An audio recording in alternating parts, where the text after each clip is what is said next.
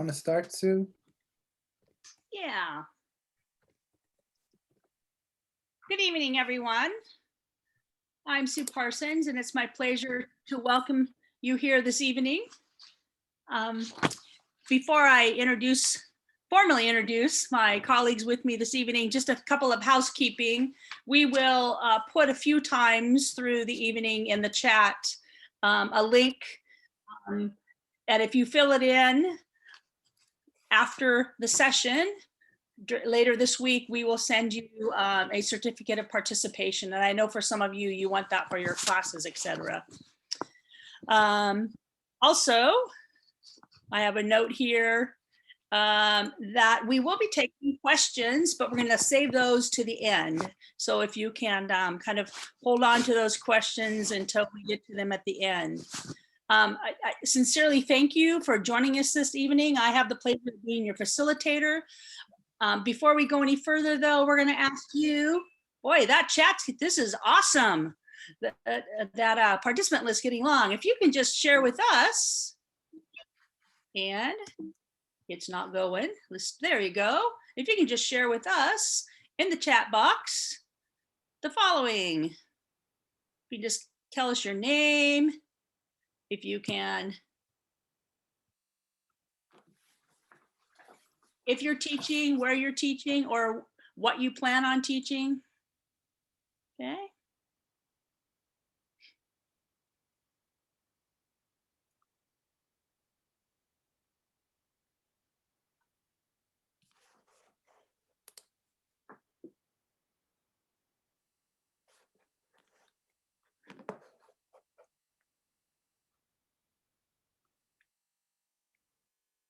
Welcome, Jeremy. Recognize You a plan few to teach elementary. Jessica, welcome. You want to teach, you plan on teaching college NK1. Sabrina, welcome. Bernadette. All right.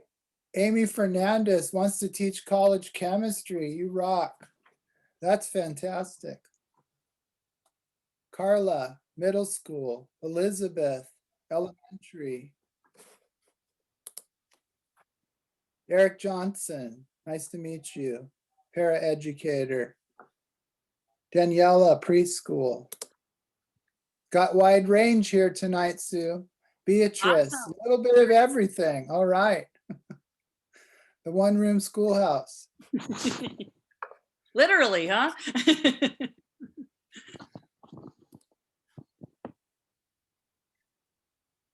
And a couple more. Yeah, Carolina is planning to start with teacher assistant special ed, and Dalia early childhood, and Alejandra wants to teach elementary. So that's fantastic. Nice Welcome. variety. Well, again, thank you for taking the time to be with us. We thought it was important that you know a little bit more about each of us. So we're going to take a minute and introduce ourselves. As I said, I'm Sue Parsons, and some of you know me, but if you don't, I am the retired, I know I look so young, but I'm the retired Educational Partnerships and Program Director and Teacher Track Director. But my journey really began since third grade. I knew I wanted to teach. And over the years, I think I honed my skills, whether it be being a private tutor or tutoring in a middle school with children with visual needs, and continuing into getting a secondary credential and a master's program. And I found my love for teaching at the community college, and that's mathematics, Jeff Bradbury. We always have this little feud going back and forth. But I taught mathematics at Cerritos College, and then, as I shared with you, went on into developing programs and grants and into administration. So that's kind of a little bit about my background. I'm going to have my friend Jeff now share a little bit about yourself. So I think I started teaching in the 5th grade. I was in the 5th grade. I was asked to tutor students.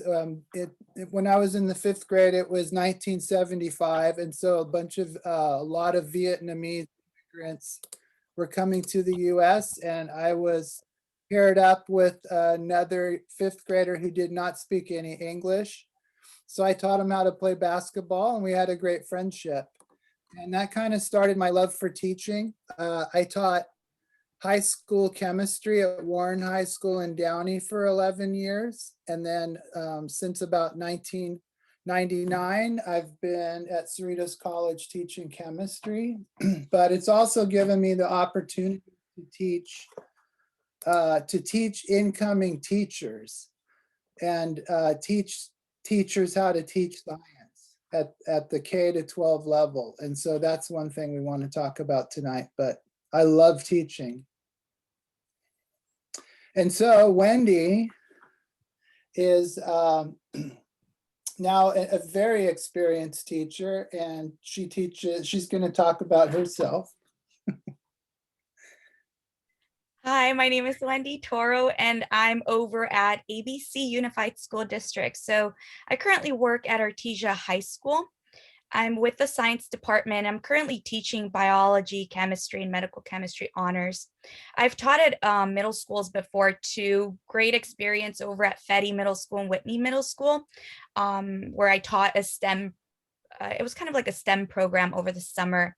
Some of the organizations I'm currently involved in is some research with technology over at Johns Hopkins, Cal State Long Beach, Cerritos College, ABCFT, and CASE. And that's a little bit more about me, I guess. Thank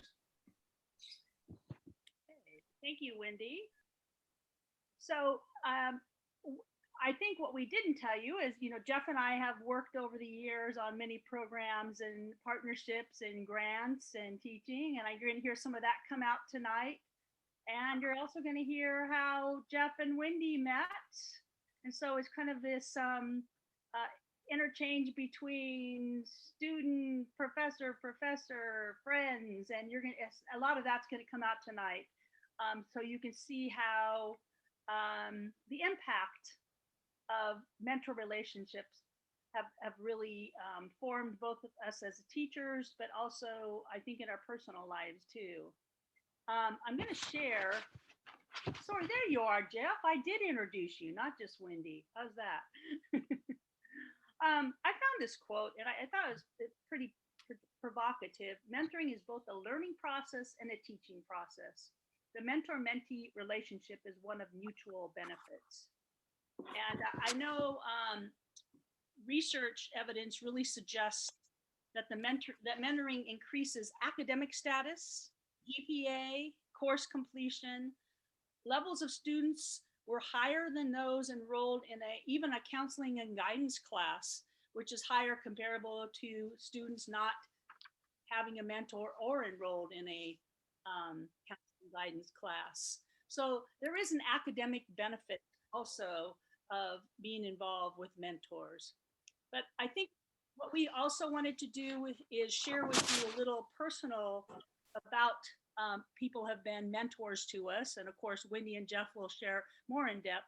But I really wanted to give tribute to, and it's a privilege to share about one of my mentors.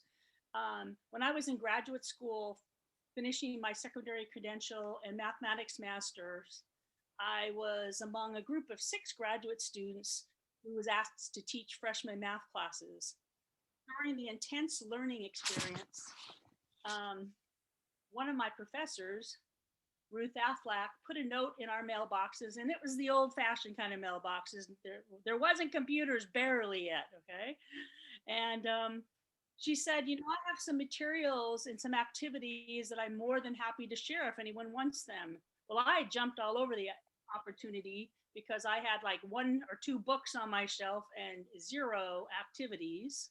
And that really began a 30-year mentor-mentee friendship with Ruth. I found out right away that my students responded positively to these activities and enhanced their learning. Ruth and I would have informal chats about teaching and learning and mathematics and how to employ the activities to enhance learning, to help students who were afraid of math, and as tools for learning process. My first professional presentation ever was with Ruth. She invited me to assist her at a workshop that she was giving for teachers in a local school district. My first professional conference presentation was with Ruth. She asked me to co-present with her. Both were huge milestones in my teaching journey. When Ruth went on sabbatical, she asked me to teach her beloved Math Without Fear course that she had developed in her absence. So all of the experiences, materials were instrumental and foundation to my teaching and learning process. And actually, when I began teaching at Cerritos College, I utilized this to help implement the Math for Teachers courses. Ruth and I remained present in each other's lives and were present for both the joyous and the difficult times. I attended and spoke at her retirement celebration. And after she retired and moved up to Falls City outside of Seattle, Washington, I visited her several times over the years. We would talk on the phone periodically. She would stay with me when she came down to Long Beach. She traveled with a group of us to the Galapagos Islands, and we also went kayaking in the Puget Sound together. Ruth even flew down to be with me when I received an Outstanding Alumni Award at Cal State Long Beach.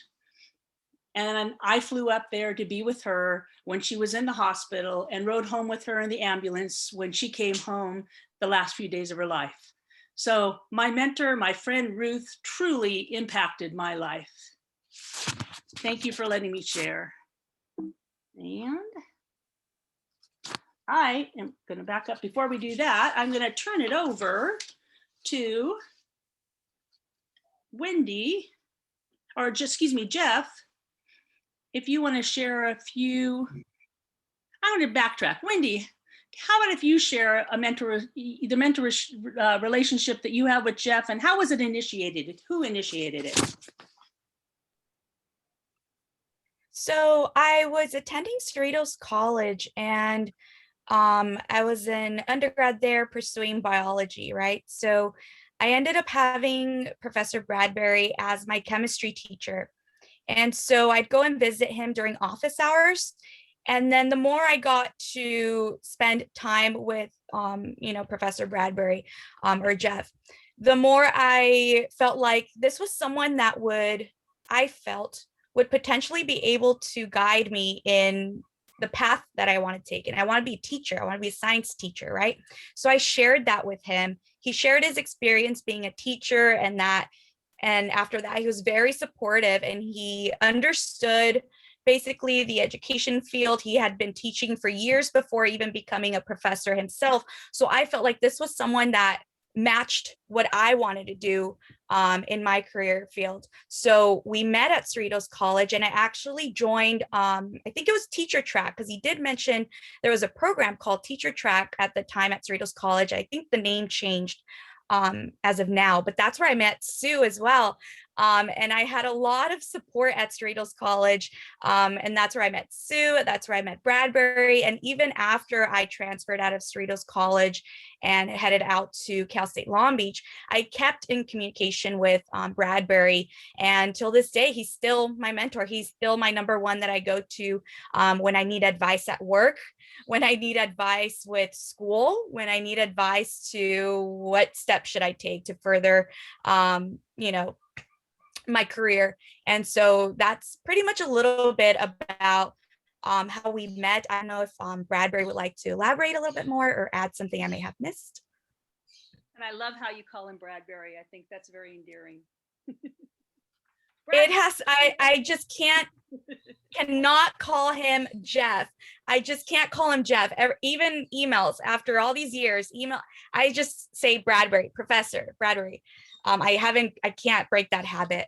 Sorry, Jeff, if you would like to add. About, sharing a little bit about how to initiate be a mentor and the importance of mentors. Yeah, so I've had good mentors my whole life. And I think life is about having a mentor. I wouldn't want to be caught without one, at least one. So I've had really good spiritual mentors and really good academic mentors. and really good professional mentors. And so I just want to repeat for those that are coming behind me what was given to me. So when I was in high school, I had Mr. Rice. He was my chemistry teacher. And then after I graduated from college, I wanted to teach, but I didn't know what to do. So I went back to him and I said, hey, I want to be a chemistry teacher like you. And he says, well, we have an opening, so you're going to teach here. And I taught next door to him until he passed away in 1997. And it was a great relationship. He listened to me. He would criticize what I did, and he did it in a gentle way, and he encouraged me. And that's the kind of thing that I want to do for others. So Wendy, I would say she is the one that initiated. As a professor, I have lots of students. And so somebody needs to.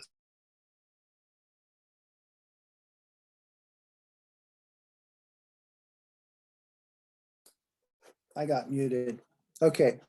I have lots of students, but it's those ones that come to office hours and ask questions. I think the most important thing about Wendy, that I think is the most important quality of somebody that wants a mentor or wants to be a mentee, is Wendy's teachable. That is so important. I mean, she is very teachable. So she doesn't know everything. She doesn't act like she knows everything. I mean, she knows a lot, but she doesn't act like she knows everything. So it's very rewarding to mentor somebody like that who wants to learn and listen to your experiences. And I think that's probably the most important quality in a mentor. Sue is one of my mentors. And one of the things about Sue is, yes. One of the things about Sue is she has certain character traits that I want. I just see something in her that's like, okay, I want to be like that. I want to teach like that. Even in putting together this presentation, we had to, I watch how she just deals with different situations on our campus. And it's like, I wanted, how did you do that, Sue? How did you diffuse that problem? I'm always going to her and asking that. So she's got some character traits I want. And I think that's a good way to choose a mentor. So we talked about how we initiate it. What's next, Sue? What's next? We talked a little bit about the purpose. Jeff, I know you're such a busy person. You teach a full load. You're involved with programs and committees on the campus and statewide. We got you doing different things in the state. I also know your family is first and primary in your life, your church, woodworking, and baseball, if you guys didn't know that about him. Why mentor? What's the purpose? I mean, you don't have to spend that time. Why? Well, that's all I'm going to leave. That's all I'm going to leave behind. I'm not going to leave baseball behind. That's just something for my enjoyment. Things I build in my workshop, that's just going to get burned someday. But I think the way to have an impact isn't by doing big things. It's by doing little things well, one person at a time. So I think about pouring into lives of students. That's going to have a greater impact than if I was a CEO of some company, some chemical company. I think it's all about the relationship, and that is what life boils down to, is relationship and building into others. So to me, it's an investment that's going to last forever, because I know Wendy's going to turn around and do the same thing for someone else someday. So I just think that's the most important thing I do is those relationships. And Wendy, I know you're pretty self-confident and sufficient. You're bright. Why would you need a mentor? What are the benefits? So in my slide, I do have some bullet points. So here's what happens when you go it alone versus having a mentorship. So when you go it alone, you're facing challenges on your own, resulting in stress. And that definitely hit me. I guess it was the first couple years, me being a freshman, sophomore in college. I admit I had no idea what I wanted to do, no idea what I wanted to pursue as, a freshman in college. I just didn't know what to expect or what to do. I was in I think it was called undeclared. So I was undeclared for those first 2 years, trying to figure myself out. And it did result in a lot of stress versus mentorship. Once I started seeking advice and support from a mentor, that's when I asked Bradbury, someone with experience, right? Having that help available doesn't make you weak. In fact, a solid support network cheering you on and lifting you up can help you be stronger, especially my personal experience. Like I do come from a household where everybody worked when I was in college. So I didn't really have, parents to talk to about what career move I should make or, just debrief with someone at home. So having a mentor, someone that's available there for you to support you and listen to you definitely did help. And it does help a lot. Going it alone, no accountability. I definitely needed that. Not everyone is willing to hear that, but you are held accountable if you have a mentor. They push you to be your very best. They question what you're doing. It's like, why did you get an F in my first exam, Wendy, right? We had that conversation. Bradbury stood outside and he pulled me aside, like, what's going on? And I'm like, I'm sorry, I've been a little stressed. That's why I didn't do so well in that exam. I promise that I will work harder. And I did. And that moment, it felt like there's someone that noticed. Something was going on. I was a little bit stressed out, going through things alone. And then here's Bradbury that notices his students, cares about his students, and they want you to succeed, right? They push you to be your very best. And that's what I really liked about having this mentorship that I currently still have. I had minimal experience in the field. So when you're going at it alone, you have minimal experience in the field. You don't know everything. You don't have the answers to everything. You learn with every mistake that you make, right?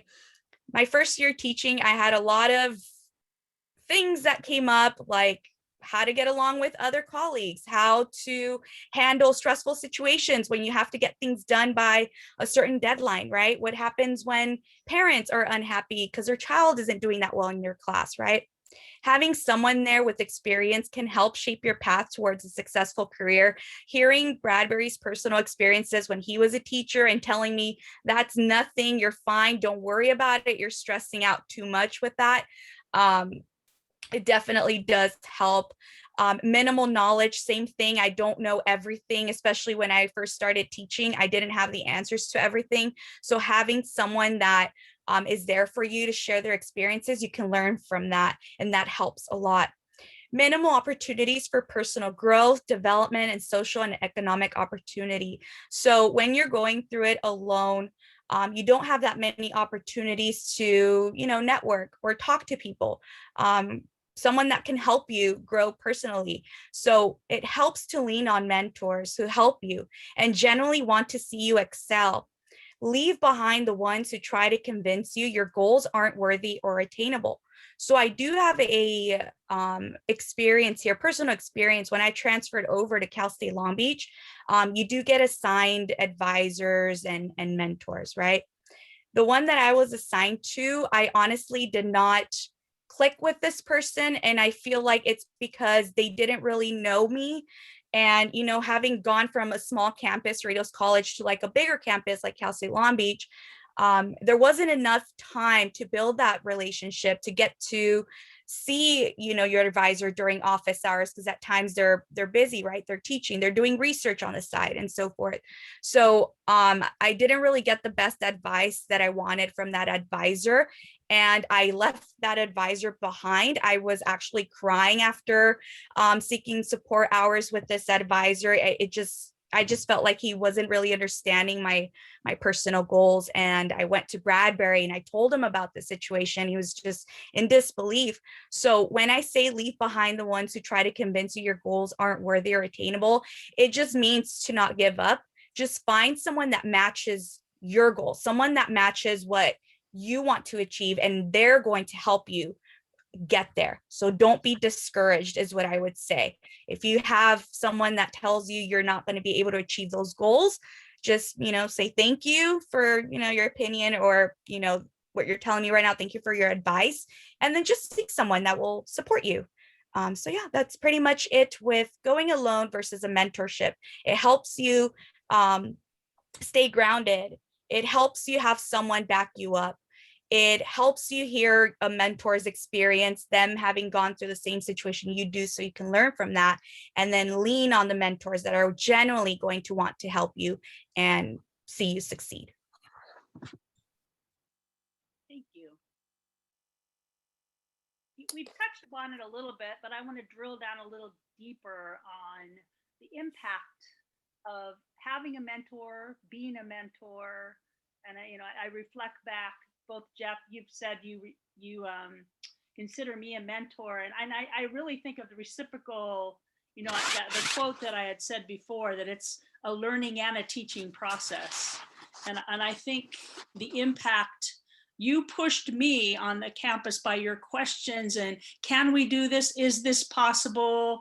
You pushed me to be a better director for our students and to give them more experiences because of going outside the boundaries of why can't we do this? Some of you may not know, but the first iPads in the classroom was because of Bradbury coming back from something and saying, can't we have sets of these? Can't we get these sets of iPads in our classroom and then learn how to really use them to enhance the teaching and learning?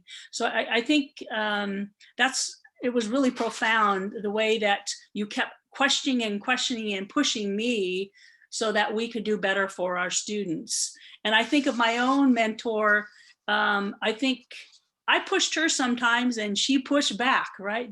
But that's when the true impact came out, is when we got out of our comfort zones a little bit, right? How about you, Jeff? Can you think of things how mentoring relationships have impacted your life? Oh yeah, I wouldn't be where I am today at all. I wouldn't have survived my first year of teaching without a good mentor. I remember Dr. Rosenthal at Cal State Long Beach. She was the, when you do your student teaching, you have someone that comes and observes you from the campus, from the college, from the university. And I was just having a horrible day. I had a really rough class. One of my students disappeared and I asked the other students, where did he go? And they said to jail. It was just a horrible first few months of teaching. It was very hard and I did a lot of crying. And I remember Dr. Rosenthal brought me milk and cookies. She observed my class and I thought it was the worst lesson ever. And she found something, she found quite a few things that I didn't know that I did right. And she just encouraged me in those few things. And those were like little seeds that just grew into something much bigger. So it was people like that that helped me get through my first year. And so I really, if I know there's been a study done, I read it some years ago, where if a first year teacher has a mentor, their ability to survive that first year and have a thriving career just goes up exponentially, the chances of that. So if you're a first year teacher, you need to have a mentor. And it might not be as Wendy was saying, Wendy was very tenacious. She had this mentor that was assigned to her, but she found a mentor more organically. So it just kind of happened. That's how it worked out. So I think it's very wise. It was a very wise decision for Wendy to say this particular mentor relationship's not working. What she could have done is just gone totally into the dumps and said, I quit. But she didn't. And I think that's really important. And we really want to encourage you that if there's someone that's not encouraging you, go find somebody that will encourage you in the way that you need. So so later on, I became a mentor teacher in the Downey Unified School District. And I remember with, a lot of first year teachers just crying with them because it's tough. It was hard. But I also want to point out, like Sue did, that Wendy mentors me. She doesn't realize it. So when I go into her classroom and I see her energy and creativity, that really mentors me. Even while we're doing the Zoom meeting, you know how much stuff has to go on behind the scenes as we're doing the Zoom. And Wendy's like, can't we turn off the sound? I don't know how to do that. I don't know how to turn off the sound, the doorbell sound. She's like, turns it off. And I'm like, okay, Wendy, you're going to teach me how to do this. So it's definitely a two-way street, as Sue was saying.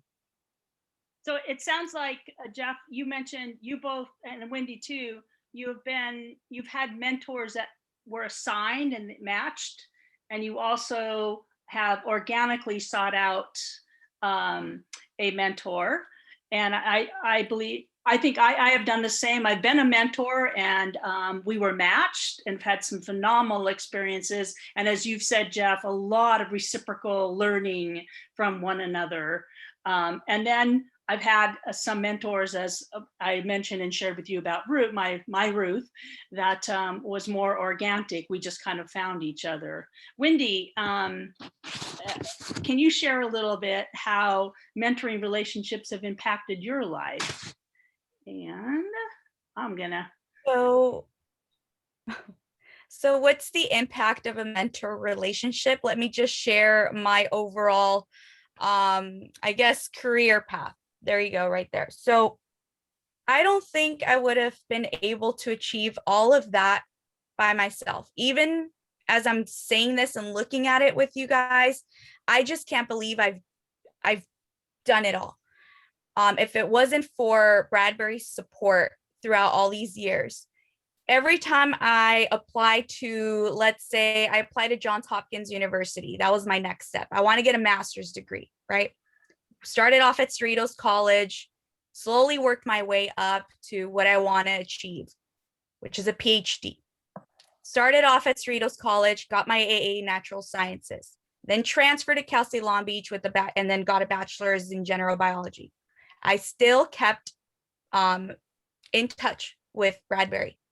I still needed advice. I didn't know what I was doing. I didn't know if every decision I was making was a good one. And that's where Bradbury would step in. I would say, hey, I just received my bachelor's. And he actually came and saw me graduate, which meant a lot to me. After I graduate, I'm like, well, I want to be a teacher, but what do? Do I pursue my master's, or do I want to pursue the credential program? Because I can't do both. I mean, some colleges offer that where you can do a dual, but I wanted to just focus on one thing or another personally. So he said, get your teacher credential first and then get your master's, because that's what he did. So I'm like, okay, so I'll do that. So after I got my bachelor's, I enrolled into a credential program at Cal State Long Beach, and that's where I got my biology credential. Then after that, I'm like, okay, well, now I'm done with that. My next step that I want to do is receive a master's. Where do I want to go? Which school is the best one for me? What fits me the best? So then I looked up Johns Hopkins. I'm like, well, I don't think I'm going to get in, but it doesn't hurt to apply. Like, I just think, there's nothing to lose. And then I ran that through Bradbury. Every decision I've made there on that slide, I've talked back to Bradbury, right? Not talk back to him, but I've talked with Bradbury. So I'm like, I'm gonna apply to Johns Hopkins, wish me luck. And he's like, you'll get in, don't worry about it. And I'm just like so nervous here. Like, what is he talking about? Like, it's so hard to get in that school. Like, he really believes in me, right? So eventually I got accepted, couldn't believe it. Received my master's from there in educational technology. UCLA, I'm going to be pursuing biotech engineering. What is it? This fall, 2021. Yeah, fall 2021. Once I'm done with that, I want a PhD in educational leadership, but I don't know what school. Bradbury and I will figure it out when we get there. And then during that process, not just am I, excelling in my academics, I'm also personally growing, and he's seen me since I was like a young kid, not knowing anything. I think I was kind of silly and always laughing in his class, laughing at his jokes in class. He's just seen me grow. He's seen me grow personally and professionally. So with the help of my mentor, right, Bradbury, this is the impact that it's had in my career. I've been able to achieve all of these things, not by myself, but with a mentor supporting me, guiding me, telling me when I'm wrong, telling me what to do to fix it, and then me being humble throughout that process. I feel like I've been nothing but a little bit humble when it came to hearing what I needed to hear. And I'll talk about that a little bit more later tonight. But all of that has been a huge impact in my career, and I'm grateful for it. And I couldn't have done it without Bradbury. So thank you so much for that. So there it is, guys, right there, the impact of a mentor relationship. Wow. Thanks, awesome. Wendy. That's very kind. Yeah. There's a little exaggeration in there, though. I was going to call you Sir Bradbury. We wanted to take a minute, and we wanted to give you a chance. We've been talking, and some of you are in a mentor program, have had mentors, or thinking about, why should I do this? But you've heard a lot of words. What do you think? 3 words that you think describe a good mentor. You could put them in the chat.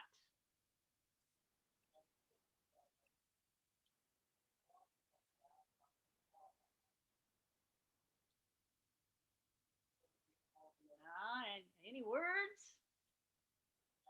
Honest, Honest. supportive, honest, kind, caring, friendship, support, understanding, role model, helpful, committed, lovely, helpful, supportive, communicating, supportive, helpful, insightful, Insightful, nice word, yes. guidance, supportive, honest, motivation, Right. yeah, Good. understanding. Mm-hmm. How many of them do we see on here? Our artist, Miss Wendy, made this one for us, kind of depicting, right? Yes. Kind of the interesting, Dependable. part, right? Giving direction, coaching, supporting, advice, right? So I'm going to leave that up there while I ask Jeff and Wendy just another question or so. What have you learned, Wendy, so far that you'll apply in your next mentor-mentee relationship? When you're a mentor, what have you learned, Wendy, that you'll apply? Well, something that I learned from this is the importance of being a good listener and being very patient. So I've learned this, especially with this pandemic with my students, being very understanding that all these students are being impacted in different ways right now. And not everyone has the support at home. And so something I've learned personally from Bradbury that I want as myself is being a good listener. So if my students come and tell me, hey, like I need extra time on an exam, I need extra time submitting homework, I'm being a little bit more understanding now, and the importance of being a good listener in where I let them vent, They can talk to me if they're having any issues with my class, if they're not being able to focus in my class. And that's something that's really important for students too, to have a teacher there that's able to just listen to them. Sometimes students need to vent. So in my next mentor-mentee relationship that I ever have, if I ever have one with a student, is being a good listener, encouraging them to not be discouraged at all if someone tells them they can't achieve those goals. I'm a perfect example of that. I started off at Cerritos College. Now I'm over here. It's like, how did I even get there? Right? With the help of a good mentor. Seen at that picture, right? We have mentoring. You have your goals that you set. You're being trained by your mentor. You're being motivated. You seek advice. You get advice, right? It leads to success. You have direction. They're telling you this is what you got to do to get to where you want to go. And then you have a coach, right? And support, more importantly. So something that I would really want to keep in mind when I have a mentor-mentee relationship is being a good listener, for sure. Being a good listener and being very patient too, because that's what Bradbury has had. Sometimes I just go into his office, even when he doesn't have office hours. I remember going to visit him on campus and he would be in the middle of a lesson and I would wait outside of his door with whatever personal, problem I had. I would just wait for him outside the door. I'm like, I hope he can receive me. If he's too busy or has to head out, I totally understand. But he would just see me. He's like, what's wrong? I have time. And he would make time for me, even when he was already done with the day. So I truly appreciate that. All of those little things do impact mentees, such as myself.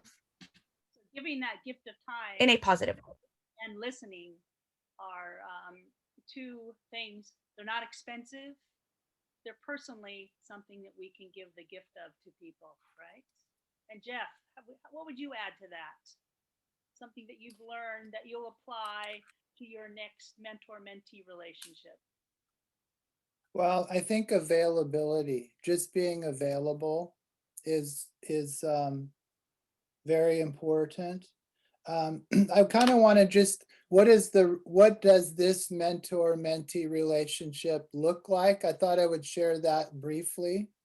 So like, how does that look in the day-to-day? So Wendy mentioned she would just come to my office hours, or when she was at Cal State Long Beach, she'd send me an email, hey, is there a count next Wednesday at 2? Would that work? Okay, fine. So she also did not abuse my time or overuse my time. She was very respectful. I think that's very important. She's always been very respectful. So do we need to mute again? Okay, so then when Wendy went to started teaching at Artesia High School, she would ask me, hey, can you just come watch me teach? I'm like, sure. And I think it's good if it's possible to have somebody who's not, it's good to have mentors that you teach with. If you're, and like Wendy has mentors at Artesia High School, but it's also good to have at least one person who doesn't teach at that site. So Wendy can be very honest with me. I'm not going to say things about other staff members. I don't even know them. And she can vent. So she would invite me to come watch her teach, maybe for an hour or so. And then they're in between Artesia High School and Cerritos, almost directly in between is a Starbucks. So we'll usually debrief there over a cup of coffee in the afternoon and talk about what I saw in her classroom. So again, she's very teachable. I think also trying to build trust is the most important thing. There has to be trust between the mentor and mentee. And so that means that the mentor's not in it for themselves, even though I get a lot out of it. And I think empathy is also, I struggled as a teacher. There were many bad days I had, and I'm not afraid to say that. And so those things taught me how to be empathetic, so that if if a mentee is having a bad day, it's not the end of the world for me. I still can believe in them because I had many bad days. So I think not being perfect is the perfect quality for a mentor.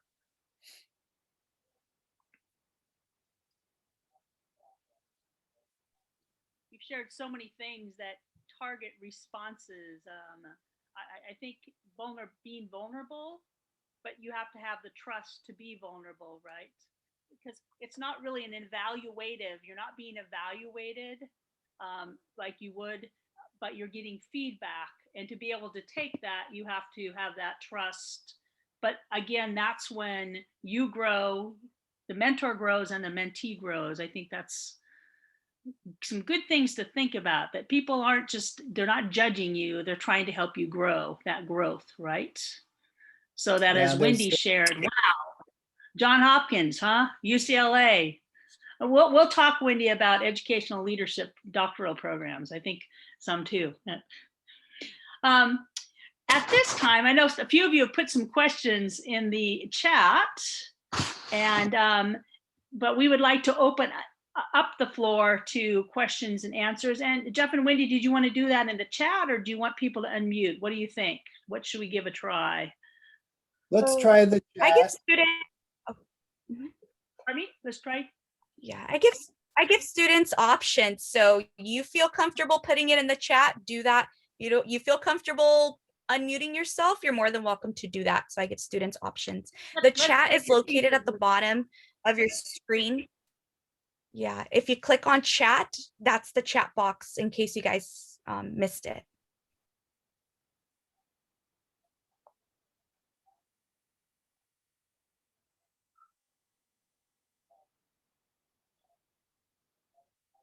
A burning question from anyone? We couldn't have possibly answered everything.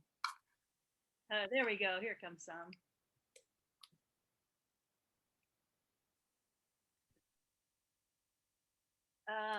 So there's a question that says, how do you get your child development permit? I didn't get one, but I think that's more for Sue, if you can help out with that one. So I would ask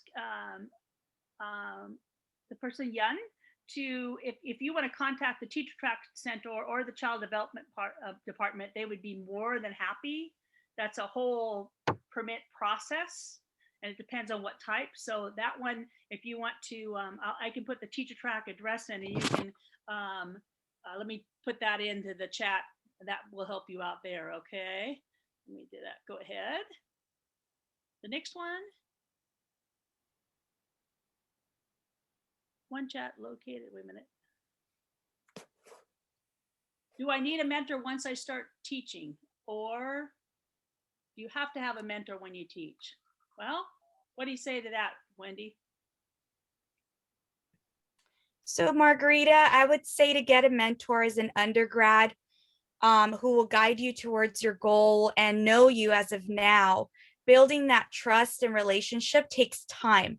If you wait until, you want to be a teacher, if you wait until then, it'll be a little bit difficult building that relationship that Bradbury and I talked about. I mean, we've known each other for how long? I think 7 years, maybe almost. And so that relationship was not built overnight. That relationship was not built within a year.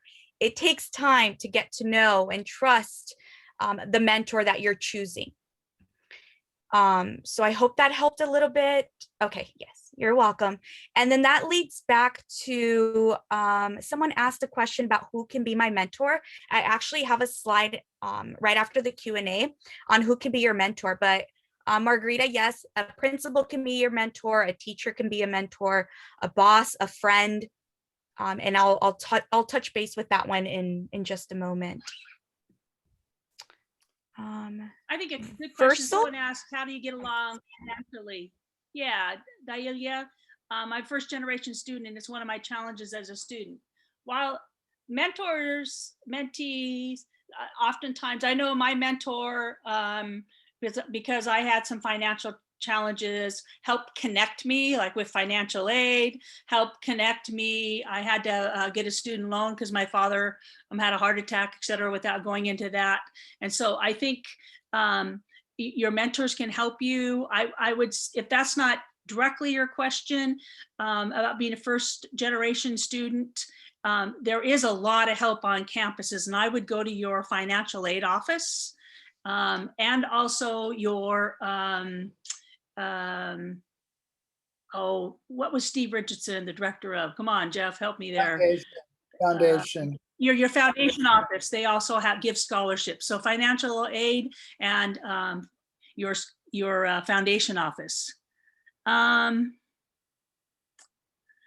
one. Any others? So here's one that says, even if I have a good connection with a professor, I have a hard time maintaining the relationship. Any advice on maintaining the relationship? Yeah. So I would say occasionally send emails. Try to once you've transferred or left the school, you can maintain that relationship. Hey, can I stop by and just talk? Those types of things. I would say that most of maintaining the relationship has been Wendy. She's been the one that's done most of the keeping it going. So I would say, I would really give you advice to just be persistent and keep, asking that professor if you can meet with them, and, ask them for advice. Professors love to talk, so they love to give advice. And if you feel like that advice is good, then you pursue it again. So I think also one other thing that Wendy very much sees and values. So this is something a mentee. She is really smart, as you can see, but she lacked experience. I mean, we all lack experience when we're just starting out. So she looked for someone who has experience and valued it. So that she valued that as important knowledge for her. Even though she's potentially a better teacher than I'll ever be, I think she values that experience that she doesn't yet have. And that's the kind of thing you want to look for in a mentor. I think I also heard both of you say you valued and respected the time that each other put in, and that so because I'm looking at the question of what if other students want to have a mentor in their life? How do you get that mentor? You can ask someone to be the mentor, but you have to also, just as you want them to be there for you, you need to be there for them. It's a mutual time. Don't say, oh, can we meet? And then don't show up, because then you're not building the trust, which is so instrumental to the mentor-mentee relationship. So that's when, and I think, Wendy, there was a question, how did Professor Bradbury, or Sir Bradbury, as I will call him now, really motivate you throughout your life as a student until now? You think of things he I did. feel he motivated me just by sitting there and listening to me vent. That's all it took. Him being a good listener, and then me just going on about what it is that I was stressed about, because my levels of stress were so high starting off as a teacher. And so I feel what motivated me was just his patience, the tone in his voice, being gentle when he gave me advice, when he told me that's not what you should be doing, this is what you should be doing. It was that tone of a voice that he had. It showed me that he cared about me. He's listening to me, and he has the best intentions to help me and support me in the problem that I had. So I feel like that was what I needed. I personally needed that motivation. I needed to have someone there listening to me, because I had no one to vent to, no one to talk to. And like he said, sometimes if you vent to someone at work, it's not the same thing. Having someone outside of work that can see things a different way, it totally does help. And it motivated me a lot. to keep moving forward. For what people say, the teacher burnout happens within the first 5 years where teachers quit. And I feel having a mentor has definitely kept me alive, I would say. So I hope that helped answer your question. I want to share something before I'm going to go to the last slide, Wendy. I think I might have told you this the other day as we're kind of putting this together and preparing. I still remember the day that Jeff emailed. I could see him. The email was just coming out at me when he was sharing excitedly about you getting your teaching job at Artesia High School, and that Wendy and our teacher track graduate, and he's such a proud, he was so proud and excited for you. And so I think that's, I mean, I'm just beaming because getting to be here with the two of you and still being part of this intimate, there's an intimacy in the relationship too of mentor-mentee, and you're from the vulnerability and that you've been sharing that. So it's been just such a pleasure. With that, I'm going to go to the last slide because you're going to wrap it up. You do it so nicely. You know, I think we're going to share some pictures here and some how to build relationship. Go for it, Wendy. So yes. So for participants that were asking me, who can I pick as a mentor? How do I initiate the conversation? This is a slide for you. So how do you build a mentor relationship? I took it down to 6 steps. Step 1, identify the mentor you want and how they will help you reach your goals. You can put this on a piece of paper or just put some thought to it. Like I said, I needed someone that could listen to me, that was patient, that was caring and understanding, and would be able to, you know, give me critique in a gentle way. So identify the qualities you want in a mentor and how they're going to help you reach your goals. Step 2 would be to set up the mentor meeting, or set up a meeting. Simply introduce yourself to your potential mentor and define your professional goals to them. So if you click on the slide, I think the second step will show up. Define your professional goals. And that's what I did with Bradbury. I first went into his office hours seeking support for chemistry. And then it led to me learning that he used to be a teacher, and I wanted to be a teacher too.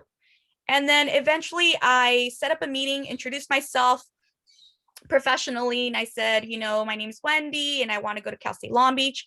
My ultimate goal is to be a science teacher. I want to teach high school science. And he's like, I was a high school science teacher. Let me tell you, that is a rewarding career path. I will help you in this and that, right? And then I defined my professional goals to them. And then this is where we started to connect. So then after I felt, okay, well, we have a lot in common. So step 3, ask them if they're willing to be your mentor. So it just took me, you know, seeing him again. And then I just went, hey, I really don't know what I'm doing. I will admit I have no idea what I'm doing and I need some guidance. Are you willing to be my mentor? I understand if you have a lot on your plate or you're already mentoring someone else, that's fine. But I just wanted to ask you. So it doesn't hurt to ask that person once you get to know them, once they click with you, ask them if they're willing to be your mentor. Step 4, continue to build a professional relationship by sharing your accomplishments and failures. Here's a warning for you. Just be prepared to hear constructive criticism. You will hear both the good and the bad from your mentor. So just be prepared to hear that, because I have heard both from Bradbury, and it's helped me out a lot too. Step 5, continue to seek advice in life. So I've gone to see Bradbury during office hours for some personal things that I'm going through in life. Some of them having to do with me being a teacher, some problems that I would hear at work, things like that. So I continue to seek advice in life, and I would initiate just simply sending an email. Hey, I just wanted to catch up with you. This is what's been going on so far, et cetera, et cetera. And then step 6, don't forget to say thank you and that you appreciate your mentor. I can't thank Bradbury enough for all that he's done for me personally, professionally. He's been there for me. And I just hope that, you know, I reach that PhD, and even after I complete that PhD, I will still have Bradbury in my life. And I hope he responds to my emails after that. Who can be your mentor? Just real quick, because we're running out of time. A principal can be your mentor. A teacher can be your mentor. A professor can be your mentor. A friend can be your mentor. Someone that has experience in the field that you want to pursue. So if you want advice in a specific field, find that friend, that principal, that, that professor that's had that experience and is able to guide you with their own experience. So I hope this helped some of the questions that you guys had. Let me know if you still have any questions, but I think we're out of time. Would you recommend having more than one mentor? I know my response. I would say to try to, because let me tell you, you'll figure it out. If you have like around 2, I'm pretty sure you're going to narrow it down to that one person that you're going to click with naturally, that you're going to feel is helping you out. I only had one mentor, and that's Bradbury. That's the only person I ever listened to. I was even assigned advisors in grad school and as an undergrad. So at Johns Hopkins, I had an advisor. Cal State Long Beach, I had an advisor that was assigned to me. Did I stick with them? No, and that's okay. But you still have to meet with them and let the advisors know what you're doing. But my main mentor was Bradbury. He's the one that has guided me in every decision I've made in life. It sounds like you differentiated between an advisor and a mentor. You might have a lot of advisors, but you had the one mentor, because it is a relationship and it is time. You both have said relationships take time. And so that's something I think with that question.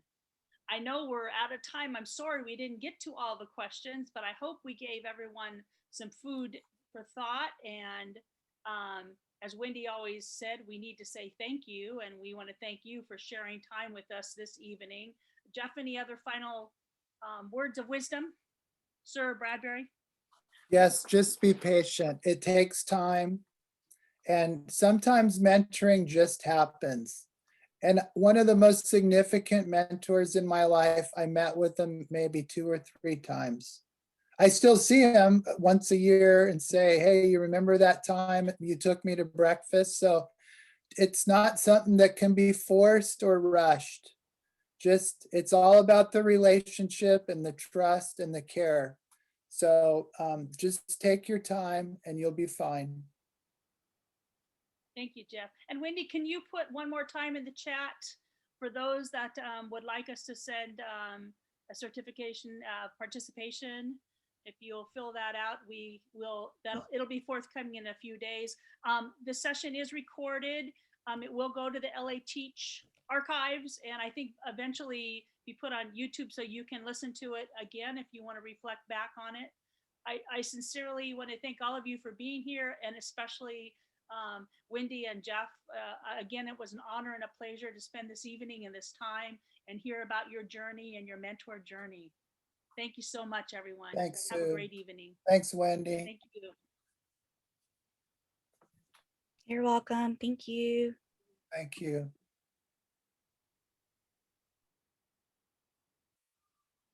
So I'm just going to stick around until everyone heads out, so I'll still be here.